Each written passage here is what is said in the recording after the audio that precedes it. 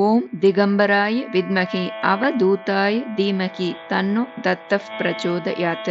ஸ்ரீ குருபியோ நமக. அனைவருக்கும் நமஸ்காரம். மார்கழி பௌர்ணமி நாளில் அவதரித்தவர் ஸ்ரீ தத்தாத்ரேயர். இந்த தினத்தில் அவரை மனதால் நினைத்தாலே நமது பாபங்கள் அனைத்தும் விலகிவிடும். இவரை முறையாக உபாசித்து வணங்கி தொழுதால் ஞானமும் யோகமும் கைகூடும், மனோதிடம் பெருகும், திருஷ்டி தோஷங்கள் விலகிடும், குழந்தை பேறு உண்டாகும் என்பது நம்பிக்கை. ஸ்ரீ பிரம்மா, விஷ்ணு, சிவன் ஆகியோரின் அம்சமாக மும்மூர்த்தியாக காட்சி தருபவர் தத்தாத்ரேயர். கலியுகத்தில் மக்கள் சிறப்பாக வாழ வேண்டும் என்பதற்காகவே மும்மூர்த்திகளும் ஒன்று சேர்ந்து ஆச்சாரிய வடிவமாக அவதரித்ததே இந்த ஸ்ரீ தத்தாத்ரேய ஸ்வரூபம். பல தெய்வங்களை வழிபட்டாலும் எல்லா தெய்வங்களும் அந்த பரபிரம்ம வடிவமே என்கிறார்கள் ஆச்சாரியர்கள். படைத்தல், காத்தல், அழித்தல் ஆகிய முத்தொழிலை நடத்தும் மும்மூர்த்திகளும் பரபிரம்மத்தின் 3 முகங்கள்.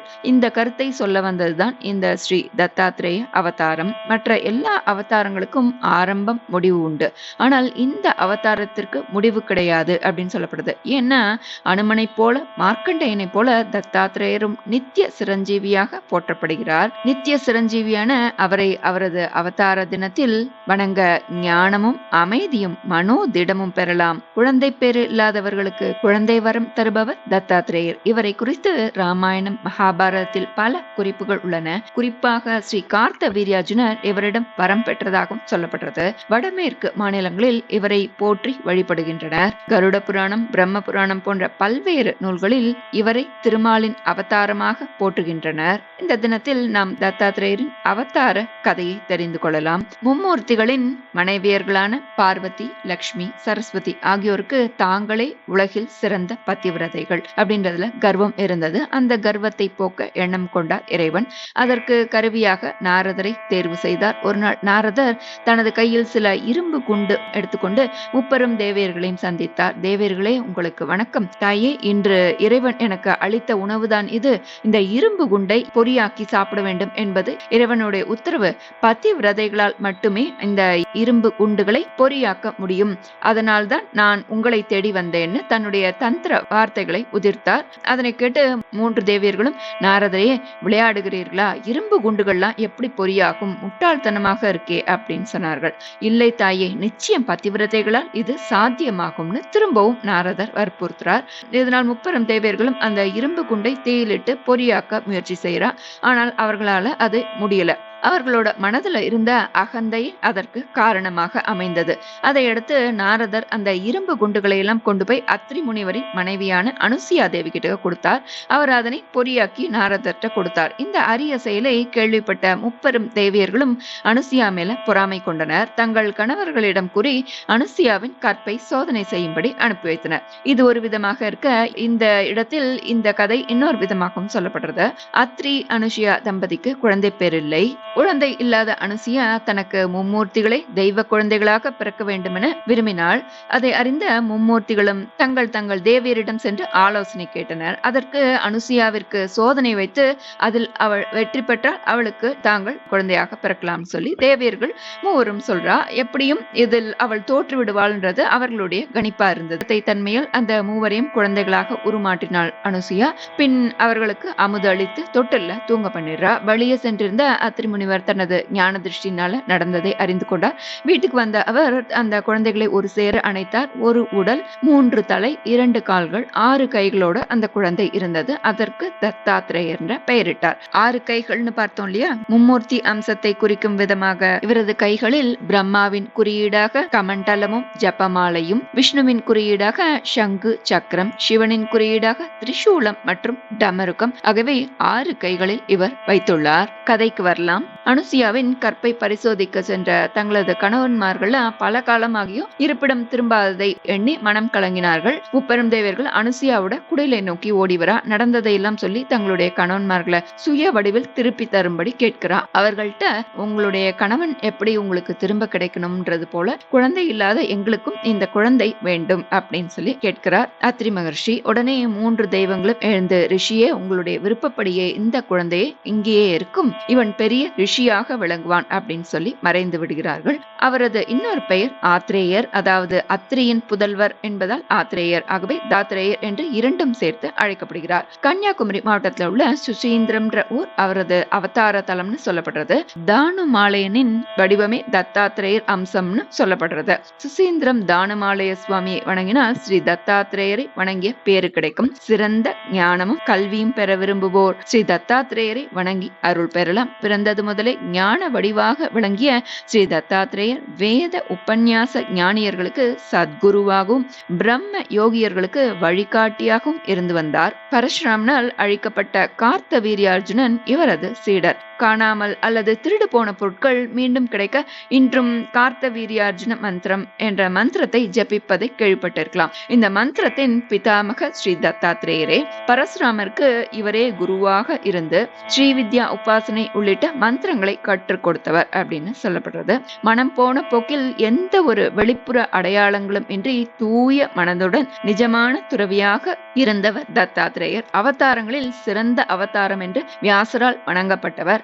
அத்ரி அனுசுயா தம்பதியருக்கு மும்மூர்த்திகளின் அம்சமாக பிறந்த இந்த தத்தாத்திரேயர் ஹனுமன் மார்க்கண்டேயரை போல சிரஞ்சீவியாக வாழும் சிறப்பு பெற்றவர். குழந்தை வர வேண்டும் தம்பதிகள் தத்தாத்திரேயரை விரதமிருந்து வழிபட்டு வேண்டிக் கொண்டால் அவர்களது கோரிக்கைகள் விரைவில் நிறைவேறும் அப்படின்னு சொல்லப்பட்டிருக்கு.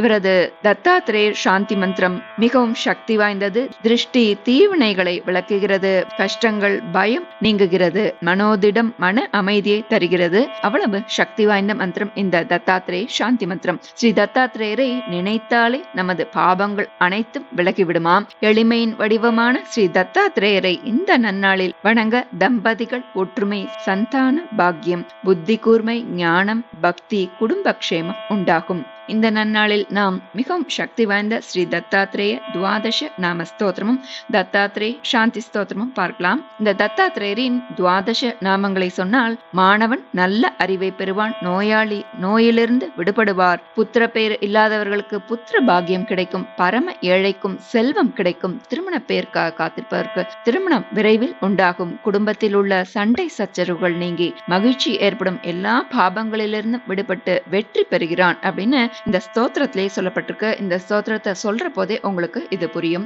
நம்ம இப்போ ஸ்தோத்திரத்தை பார்க்கலாம். ஸ்ரீ தத்தாத்திரேய துவாதச நாம ஸ்தோத்திரம். ஸ்ரீ கணேஷாய நமக. அஸ்ய ஸ்ரீ தத்தாத்ரேய துவாதச நாம ஸ்தோத்திர மந்திரஸ்ய பரமஹம்ச ரிஷிஹி ஸ்ரீ தத்தாத்ரேய பரமாத்மா தேவதா அனுஷ்டுப் சந்தக சகல காமனா சித்யர்த்தே ஜபே விநியோகः. பிரதமஸ்து மகாயோகி த்விதீயः பிரபுரீஸ்வரः तृतीयश्च त्रिमूर्तिश्च चतुर्थो ज्ञानसागरः पञ्चमो ज्ञानविज्ञानं षष्ठः स्यात् सर्वमङ्गलम् सप्तमो पुण्डरीकाक्षो अष्टमो देववल्लभः नवमो नन्ददेवेशो दशमो नन्ददायकः एकादशो महारुद्रः द्वादशो करुणाकरः एतानि द्वादश नामानि दत्तात्रेय महात्मनः मन्त्रराजेति विख्यातं दत्तात्रेय हरः पराः क्षयो परस्मार कुष्ठादितापज्वरनिवारणं राजद्वारे पते घोरे सङ्ग्रामेषु जलान्तरे गिरे ग्रहान्तरे रण्ये व्याघ्रचोरभयादिषु आवर्तने सहस्रेषु लभन्ते वाञ्छितं फलं त्रिकालं यः पठेन् नित्यं मोक्षसिद्धिमवाप्नुयात् दत्तात्रेय सदा रक्षेत् यशः सत्यं न संशयः विद्यार्थी लभते विद्यां रोगी रोगात् प्रमुच्यते अपुत्रो लभते पुत्रं दरिद्री लभते धनम् अभार्यो लभते भार्यां सुखार्थी लभते सुखं मुच्यते सर्वपापेभ्यो सर्वत्र विजयी भवेत् इति श्री दत्तात्रेय द्वादश नाम स्तोत्रं सम्पूर्णम्. श्री दत्तात्रेयार्पणमस्तु. श्री गुरुभ्यो नमः. துஷ்ட சக்திகளை அழித்து மன அமைதி தரவல்ல ஸ்ரீ தத்தாத்ரேய சாந்தி ஸ்தோத்திரம். நமஸ்தே பகவன் தேவ தத்தாத்ரேய ஜகத்பிரபோ சர்வபாதா பிரசமனம் குரு சாந்தி பிரயச்ச மே அனுசூயா சுத ஸ்ரீஷக ஜனபாதகநாசன திகம்பர நமோ நித்யம் துப்யம் மே வரதோ பவ भूतप्रेतपिशाचाद्या यस्य स्मरणमात्रतः दूरादेव पलायन्ते दत्तात्रेयं नमामि तं यन्नामस्मरणादैन्यं पापं तापं च नश्यति भीतर्ग्रहाति दुःस्वप्नं दत्तात्रेयं नमामि तं दद्रुस्फोटककुष्ठादिमहामारिविषूचिकाः नश्यन्त्यन्योऽपि रोगाश्च दत्तात्रेयं नमामि तं सङ्गजादेशकालोत्तः तापत्रयसमुत्थिताः शाम्यन्ति यत्स्मरणतो दत्तात्रेयं नमामि तं सर्पवृश्चिकदष्टानां विषार्तानां शरीरिणां यन्नाम शान्तिदं शीघ्रं दत्तात्रेयं नमामि तं त्रिविधोत्पातशमनं विविधारिष्टनाशनं यन्नामकृतभीतिघ्नं दत्तात्रेयं नमामि तं वैर्यादिकृतमन्त्रादिप्रयोगायस्य कीर्तनात् नश्यन्ति देहबाधाश्च दत्तात्रेयं नमामि तं यच्चिष्यस्मरणात् सद्यो गतनष्टादिलभ्यते यश्च मे सर्वतस्त्राता दत्तात्रेयं नमामि तं जयलाभयशः कामदातुर्दत्तस्य यस्तवं भोगमोक्षप्रदस्येमं पठेत् दत्तप्रियो भवेत् देवनाथ गुरो स्वामिन् देशिकस्वात्मनायक त्राहि त्राहि कृपासिन्धो पूर्णपारायणं कुरु इति श्रीमत्परमहंस परिव्राजकाचार्यवर्य श्री वासुदेवानन्द सरस्वती विरचित श्री दत्तात्रेय शान्ति स्तोत्रं सम्पूर्णं श्री गुरुभ्यो नमः हरिः ओम् தீராத கொடிய நோய்கள் குணமாகி ஆரோக்கியம் உண்டாகவும் கிரக தோஷங்கள் பீடைகள் துஷ்ட சக்திகள் மற்றும் பயம் விலக இந்த ஸ்தோத்திரத்தை பாராயணம் செய்யலாம். அனைவரும் இந்த தத்தாத்ரேய ஜெயந்தி நன்னாளில் இந்த ஸ்தோத்திரத்தை பாராயணம் செய்து பலன் பெறுவோம். நல்லதே நடக்கும். நமஸ்காரம்.